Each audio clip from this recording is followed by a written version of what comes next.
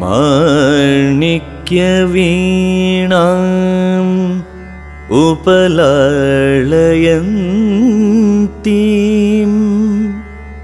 मदालसां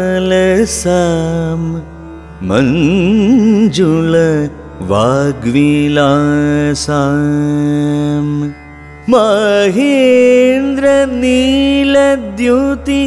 कोमलाङ्गीं मादङ्गगन्यां मनसा स्मरामि।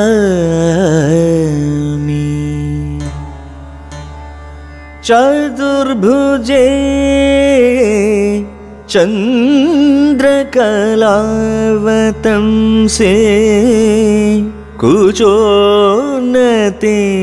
कुङ्कुमरागशोणे पुण्ड्रेक्षुपाशाङ्कुश पुष्पबाणहस्ते नमस्ते जगदेकमातः।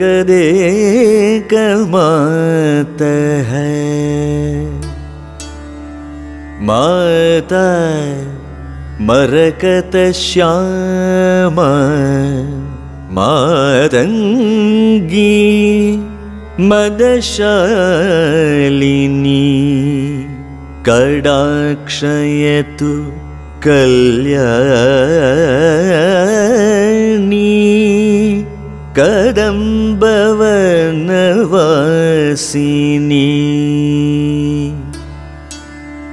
जय मातङ्गतनये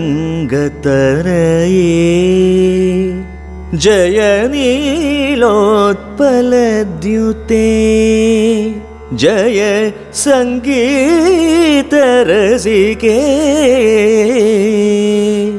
जय लीलाशुकप्रिये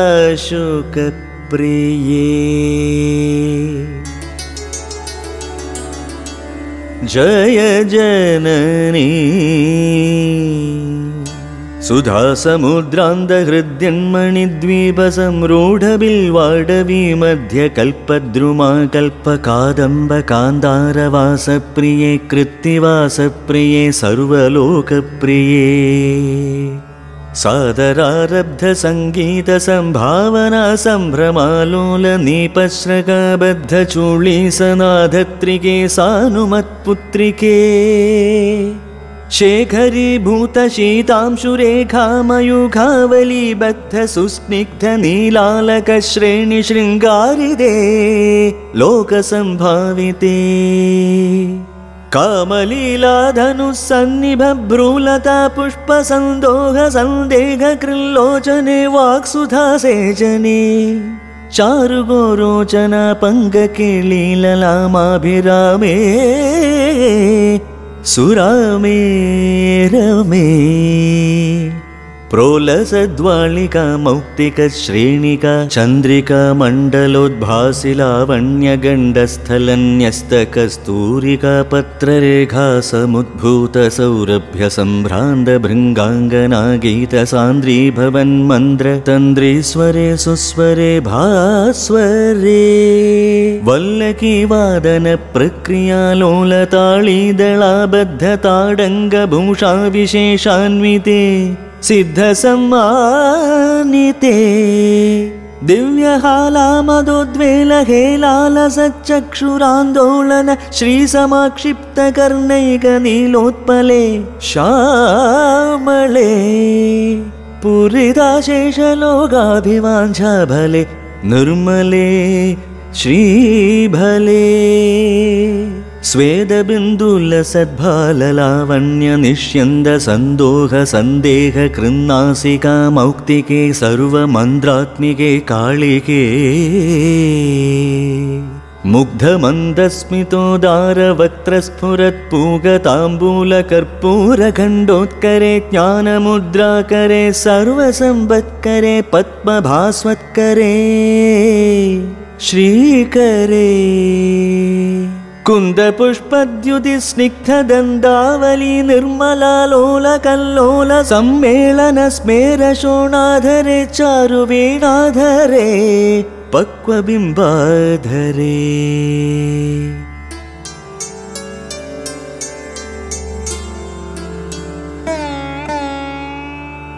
सुललितनवयौवनारम्भ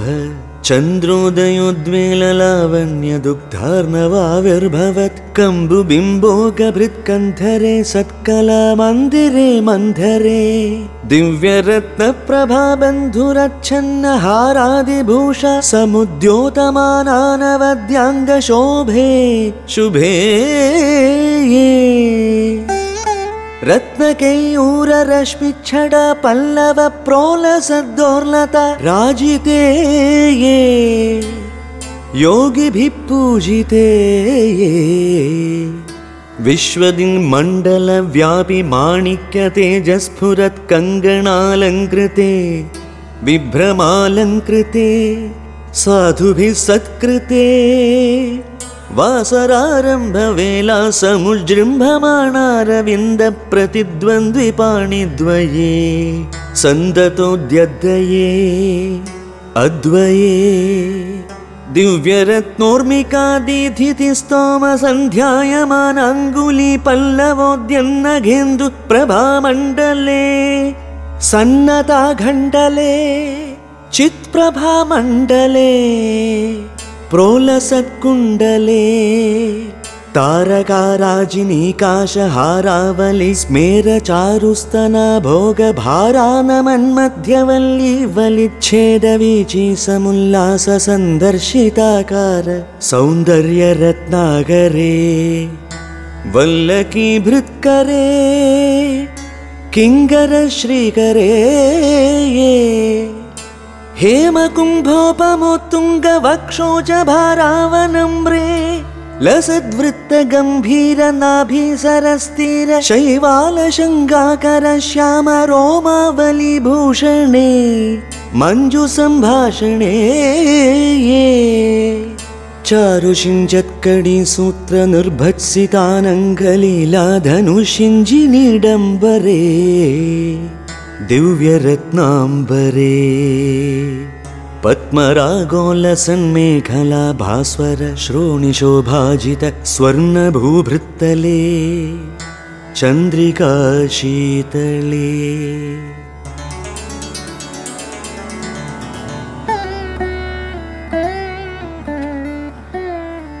विकसितनवकिंशुकाताम्र दिव्यांशुकच्छन्नचारुरुशोभापराभूत सिन्दूरशोणायमानेन्द्रमातङ्ग हस्तार्गळे श्यामळे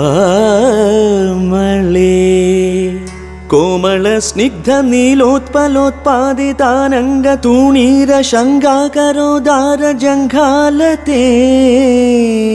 चारुलीलागते नम्रदिक्पालसीमन्दिनी कुन्दलस्निग्धनीलप्रभापुञ्जसञ्जात दूर्वाङ्गुराशङ्गसारङ्गसंयोगरिङ्घन्नघेन्दुज्ज्वले प्रोज्वले निर्मले प्रह्वदेवेश लक्ष्मीश भूतेश तोयेश वाणीश कीनाश दैत्येश यक्षेश वायुअग्निकोडीरमाणिक्य सङ्कृष्ट बालातपोद्दामलाक्षार सारुण्य तारुण्य लक्ष्मी गृहीताङ्घ्रिपद्मे सुपद्मे उमे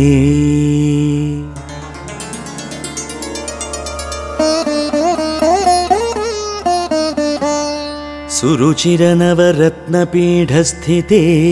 सुस्थिते रक्तपद्मासने रत्नसिंहासने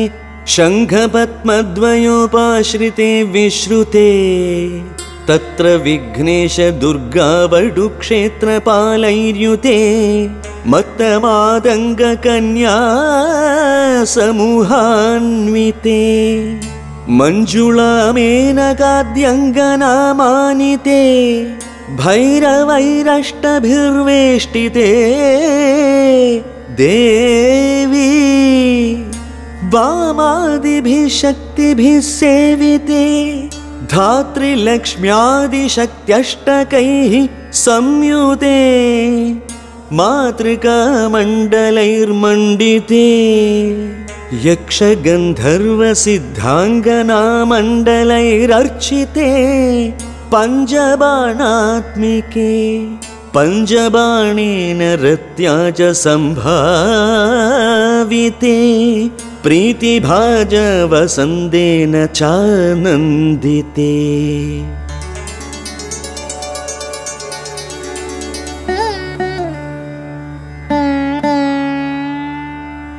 भक्तिभाजां परं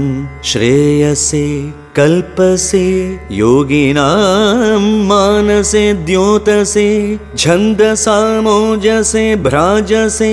गीतविद्या विनोदातितृष्णेन कृष्णेन सम्पूज्यसे भक्तिमच्चेतसा वेधसा स्तूयसे विश्वहृद्येन वाद्येन विद्याधरैर्गीयसे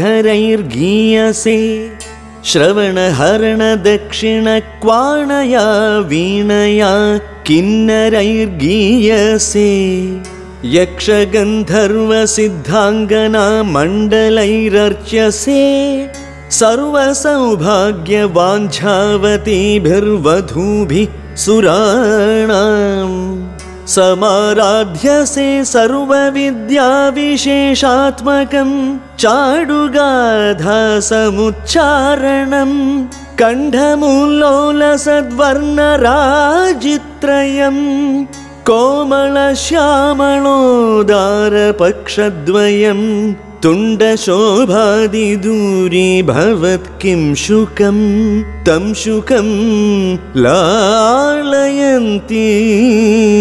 परिक्रीडसे।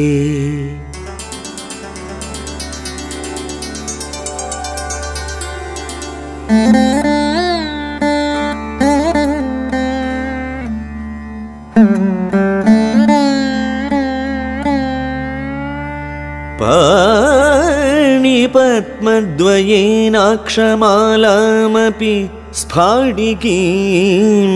ज्ञानसारात्मकं पुस्तकं चापरेणाङ्कुशं पाशमाबिभ्रति येन सञ्चिन्त्यसे चेतसा तस्य वक्त्रान्तरात् गद्यपद्यात्मिका भारती निस्सरेत् येन वा यावकभाकृतिर्भाव्यसे तस्य वश्या भवन्ति स्त्रियः पुरुषाः येन वा शातकुम्भद्युतिर्भाव्यसे सोऽपि लक्ष्मीसहस्रैः परिक्रीडते किं न सिद्ध्येद्वपुश्यामलं कोमलं चन्द्रचूडान्वितं तावकं ध्यायतः तस्य लीलासरोवारिधि तस्य केळीवनं नन्दनं तस्य भद्रासनं भूतलं तस्य गीर्देवता किङ्गरी तस्य चाज्ञाकरी श्रीः स्वयं।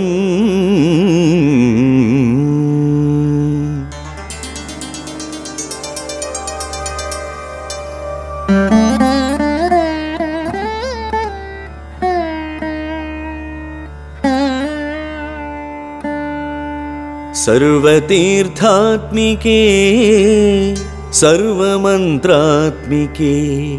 सर्वतन्त्रात्मिके सर्वयन्त्रात्मिके सर्वचक्रात्मिके सर्वशक्त्यात्मिके सर्वपीठात्मिके सर्वतत्त्वात्मिके सर्वविद्यात्मिके